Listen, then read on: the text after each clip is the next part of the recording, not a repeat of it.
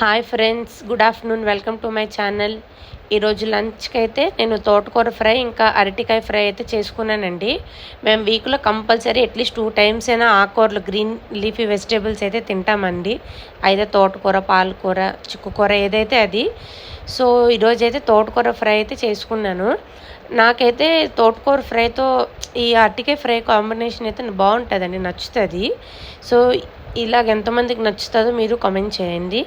Next అయితే evening మా పిన్ని వాళ్ళ ఇంటికి వెళ్ళానమాట. కొంచెం కొన్ని సామాన్లు లాంటివి ఇవ్వాలి అని. ఇది ఎక్కడంటే పెందుర్తి.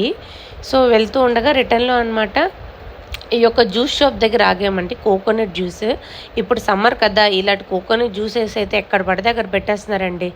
ఒకసారి అయితే ఎన్జిఓస్ కాలనీలో అనుకుంటాను ట్రై చేశాను, అక్కడైతే అసలు బాగాలేదండి. ఇక్కడ భయ మాత్రం టేస్ట్ మాత్రం చాలా బాగుందండి. ఏం చేస్తాడంటే భయ కోకోనట్ బ్రేక్ చేసి దాంట్లో వాటర్ అంతా వేసి నెక్స్ట్ గుజురు ఉంటుంది కదండి, అది కూడా వేసి మిక్సీ చేస్తారనమాట.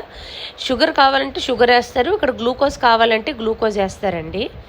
సో నేను ఇచ్చే సజెషన్ ఏంటంటే షుగరే కొంచెం బెటర్ అండి. ఎందుకంటే గ్లూకోజ్ ఒక దగ్గర నేను తాగాను చెప్పాను కదా, చేసుకోవాలి గ్లూకోజ్ వేస్తే బాగాలేదండి. సో షుగరే వేయించుకోండి సింపుల్గా.